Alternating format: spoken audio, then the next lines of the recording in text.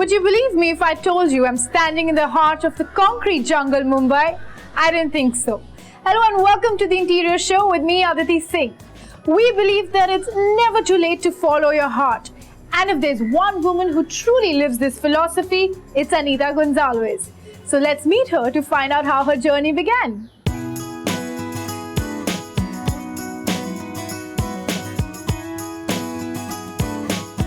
Hi, my name is Anita Gonsalves. I'm a self-taught interior decorator. I've been doing this for the last 7 or 8 years. Being a special ed teacher, and dealing with special kids, it gave me a lot of pleasure to create a happy environment, create order out of chaos, which, as you can see, it's not much different when you do interiors. I'm a perfectionist by nature. Whether it's selecting the tile, seeing it's delivered on time, I have to be there to see it's perfect. My journey as an interior designer from when I did my first project to now has been absolutely amazing. I wake up happy to go to work, and I could not ask for a better life. Hi Anita, welcome to the Interior Show, and thank you so much for having me here in this lovely house of yours. My pleasure. Well, I have to say that your story is nothing short of amazing. And so how did your journey as an interior designer begin? It happened as a one-off thing that, okay, I have a friend, I'm going to help her do up her house, and all I can say is the rest is history. Okay. The first house that you actually did was your own house from start to end. Yeah, that's correct. Right? So how challenging was that? It was a little difficult because it was my first house, as to say, and I have to say I did make a couple of mistakes technically here and there, but you live and learn. But it was an immense journey. It gave me a lot of joy and satisfaction to see things come to life the way I planned it. So when you set out to design this house, what did you have in mind? You have seen it as one flat. It always wasn't one. It was divided into two. I only lived in the back area for 23 years. And the biggest joy was when, both flats were complete and I broke the wall. So tell us about the elements that you've used to accentuate the interior. Well, starting with the walls, I've noted in most houses, it's just about paintings. I like paintings. I love good art. That gets a bit boring if every wall is just covered with paintings. So I was looking out for some different kinds of elements, and I found it in this stone mural. And I think it's just perfect. Another element is like the silver trees that you see. It's, on the wall. It's three-dimensional. It's not just a flat piece of art. You can touch it. It's a different feel. It's embossed, and that's what I was looking for. Which is your favorite corner in this house? I would definitely have to say my seat at the dining table every morning, where I open the doors and I look out at my garden. That is my balcony. Anita, in some of our previous episodes, some designers have often told me about focal points. So what are some of the focal points here in this space, and how have you designed everything around that? Well, I would definitely have to say the mural behind is one major focal point. Also, it's this table. I was passing by this small little store in Goa, and I went inside and I was amazed at the products that were there. It's owned by a German couple, and this woman is gifted. She goes into the jungles of Karnataka and Maharashtra and actually picks up huge leaves and snakes, shedded snake skin. The top of this table is actual leaves that she's found in the jungle, huge leaves, and has been pressed and laminated. And I completely fell in love with this table. Clearly, it is the center of attraction. Correct. When you go out shopping for accessories for a specific house, what are some of the factors that you keep in mind? It is a planned procedure. A list has to be made. Center table, center accessory, this height, this color.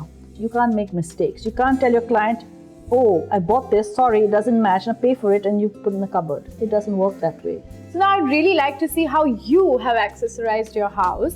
So without further ado, let's go and check it out. Yeah, let's do that. Anita, the first thing I noticed when I entered this house was this spectacular passage. It's so spacious. So how did you go about designing this passage? The most important thing was this painting. It was given to me by my mother. So this was like the focal point of the entire house. And sort of took the colors from the painting and amalgamated it around the house. Anita, what really caught my attention here was the high ceiling and how you've accentuated it by use of wood. The beauty of living in a bungalow like this is that we have very high ceilings. So I said, you know what, the design has to go on the ceiling. So not only does it take away from the other space, the ceiling is designed, plus it also allows me to bring in predominant lighting and light up this passage. Again, the passage is so long, so I wanted some kind of table that was large. Very difficult to find, so what I actually did was I went and bought solid block of wood, which you can only buy by what they call a gun foot. Okay. And this, I got a carver to come, and they do this particular sort of gouge out. Because it would be very boring to just, So I have this carved, and it gives a little bit of design and different texture, and so that's it. It's wonderful. So where are you taking me next? To the kitchen? Let's go. Anita, I must say that it's not very often that we feature kitchens on our show. And you've probably, turned around the most mundane area into something so interesting. Well, I like to cook. And I've always loved green. So I sort of searched and important little accents of green here and there, so it would be pleasing to the eye. And it's nice how you've used the color green in elements that are completely mobile. Yes, that's the most important thing. I like green today, tomorrow I may like blue. So I can replace. But Anita, tell me, isn't it risky to introduce so much white, especially in kitchen? You're not the first. Most of my clients sort of get petrified when I suggest a white countertop. It shows dirt faster, but it's completely maintainable because materials you can bleach, and things like tiles and counters, they don't stain, so there's no question of spots or stains. So how have you designed it in terms of utility? So everything's in its place. Like for instance, the water filter everybody needs, it's in a cupboard, very easy accessible. Okay. The sink is close by, you can fill the bottles and it's out of view. Generally you see houses where everything is done, but then you'll see that main electrical switchboard that is just left unattended to. So I have myself made this little bit kind of picture, and it conceals the switchboard. There you go. Oh, there's the switchboard. Okay. And there it's gone. Wow. So that's a great idea there, and very simple again. Also, it's really cool and refreshing here in the kitchen, and I observe that it's because of the AC behind, and it's very unusual because not many people install ACs in their kitchen. I can't put the fan on because if I put the fan on, the gas will go off. So logic determines that, every other room in the house is air conditioned. Yeah. Why not the kitchen? Well, there's no arguing with that. The kitchen is so cool and calm. I mean, I would love to spend an entire day here. So, where are you taking me next now? I thought we'd go to the family living area. Definitely. Okay. So now this is what I call our family living area. Okay. So I also noticed that compared to the rest of the house, this space particularly is a lot more colorful. So how have you brought those colors in here? Definitely with the artwork, and from the artwork I've selected very certain colors that I would like to put, which I've bought in with the cushion covers, then colored carpet, and just a few little odds and ends, like few small curios. Also, another common feature that I observed in both the living areas are these bamboo sticks. I have the luxury of a high ceiling, so I can have something that is tall. And if you notice, all the pictures are not at the same height. Some are higher than the others. I don't like symmetry too much on walls and all, because then there's no character. Anita, I noticed that the painting here is rather small as compared to the frame. I could have maybe put 2 or 3 paintings, but that I felt would be cluttered. So how do I increase it? I mount it onto a larger frame. It's as simple as that. Anita, last but not the least, I have to say that I'm extremely jealous of you because you have these 2 beautiful looking balconies, And not everyone has this privilege. I love my balconies. I spend most of my time either in the front or back balcony. So it's just full of flowers, and because I get sunlight. I've actually grown strawberries over here in season. I have birds visiting. I've got a little bird bath, and it just gives me so much joy. It's hard for me to believe that you could accomplish all this while being a full-time teacher. And on that note, I just cannot wait to see what you've done to your first client space. Well, I can't wait to show you. Should we go there? Definitely. We are at Honora's beautiful home. And it was when Honora saw Anita's freshly done up house that she coaxed her into working her charm on this lovely space as well. And joining me is Honora also. Welcome to the show, Honora. Thank you. There is an interesting history behind this house, right? What is it? When I bought this place, it was just a terrace Okay. with nothing on it. It was just like a normal terrace. And when I said that I was desperate about doing up the place, she said, yeah, I'll help you, just like that. She literally did it brick by brick. And this also happened to be your first complete project. Yeah, it was. You know, the main thing is that she had so much confidence and trust in me, it made my job very easy. What was your exact brief to her? I just conveyed to her that I wanted something earthy, you know, with a mix of practical, which Anita is. And she's very much into natural Moroccan style of architecture. So we tried to create a little bit of Morocco here in the balcony. I like the idea of, you know, entertaining, the way she laid it out, connecting to the balcony. You know, that's what I like. So you have a lot of people, you sit around the table, plus I can hang around the kitchen, and then you have them sitting around on the terrace. So it's like, you know, I like that feeling. Initial plan was very, you know, narrow little corridor, small little room here. So as you can see, there's no walls. We got rid of all the walls and the corridors and kept it as an open plan place. So Anita, how long did it take for both of you to turn this terrace into a beautiful house that it is today? Well, considering we really had to do construction, all in all, it took about, I think, almost 11 months. So Anita and Honora, knowing how special this place has been for both of you, tell me, which is your favorite part? The most favorite part of my house is my bedroom. I love the four-poster bed which she created for me. I have to say, I don't have a favorite spot. I love every inch of this house. Honora, thank you for having us here. Your house is as warm and welcoming as you are, and I just cannot wait to have a closer look at it. So Anita, could you take me around? Oh, I'd love to. So Anita, my first impression of this house was sophisticatedly rustic, muted and simple. So how did you go about selecting the furniture here? Well, taking into consideration that she entertains a lot, I wanted something that, you know, people could sit here and look out onto the balcony. You wouldn't have the tops of the chairs blocking your view. And another very interesting thing is, like, these benches can be taken out. And it doesn't look like dining chairs haven't been taken out. It looks like, you know, it goes with the decor and the rusticness of the exterior. And now speaking about the actual seating area, the sofas, there's ample space for like 6 people to sit, 4 to 6 people to sit. So at times when she just has a couple of friends over, they can sit comfortably over there. Anita, this is a very unusual chair. Is this customized or you've bought it ready-made? Well, actually, this was a gift from someone else to Honora. Oh. And when I first saw it, I have to tell you, I almost died of shock because it was green, red and yellow. And I liked the chair. So I decided to experiment and I acid washed it to remove paint. And what you see here is just natural wood. So tell me about the floor here. Well, these are rustic stone tiles which are vitrified. And white is a color I really like to use because then you are not restricted with whatever else you use. As we go further here in this open kitchen, I also wanted all the cabinetry and everything to blend. So what is the finish like? It's wood. Okay. And we customized it and trial and error and got it to this finish and melamined it so it's easily maintainable.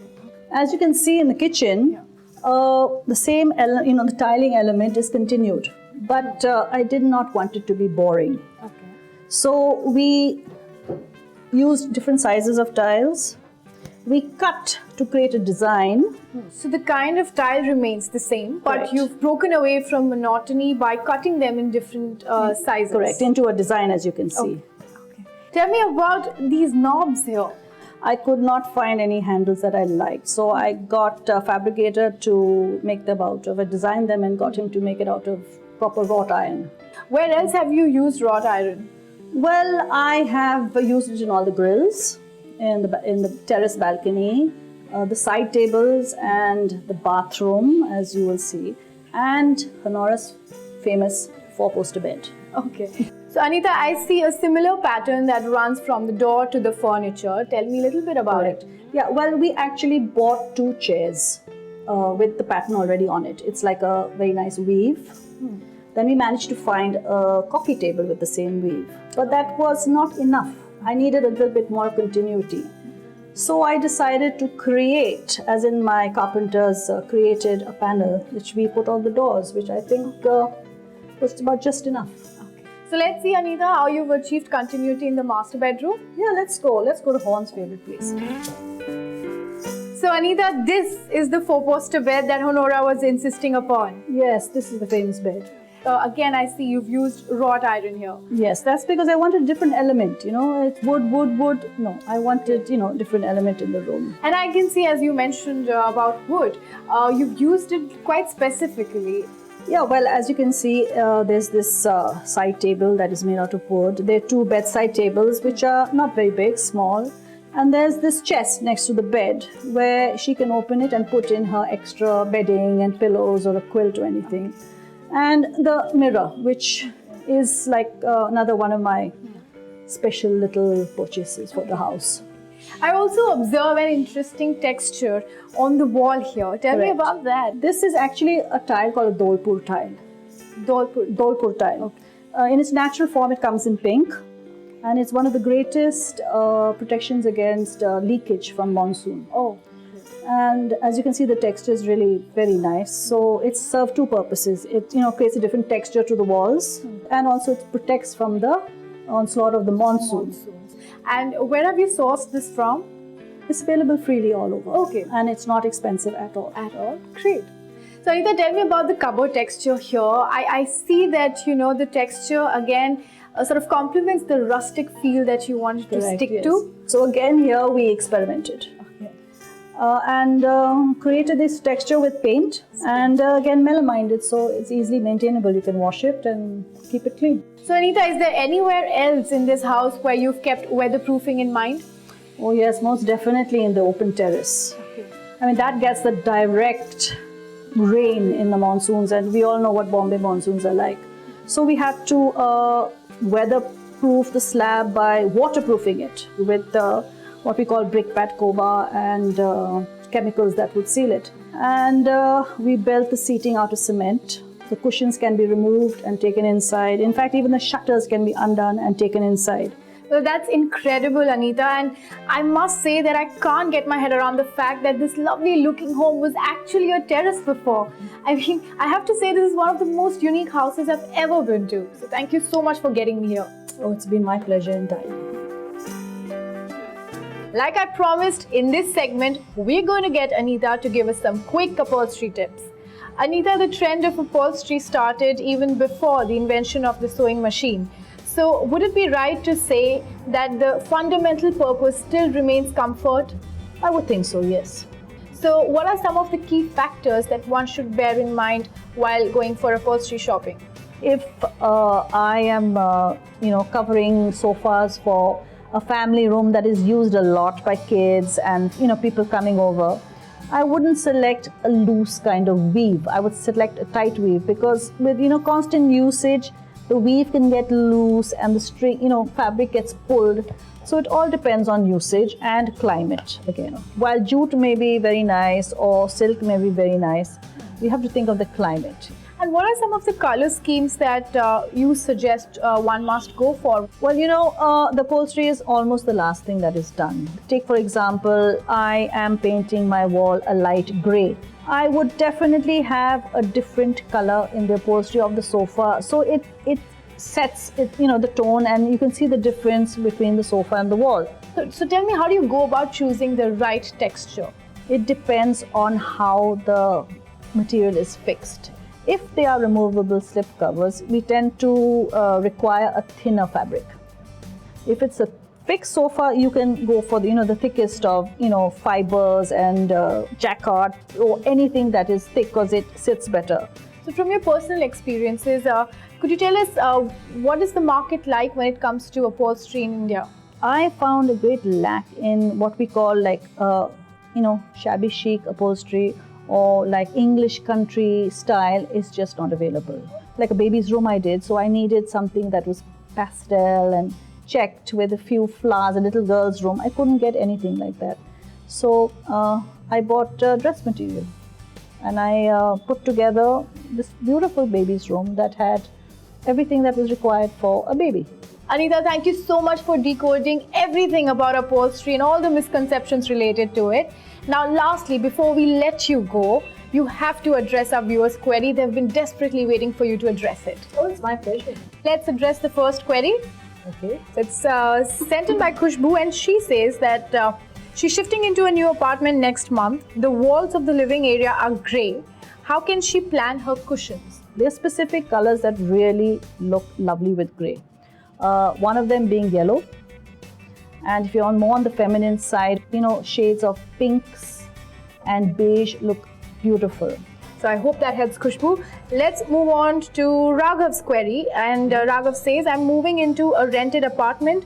The bedroom space is small. What kind of bed should I buy to maximize my space?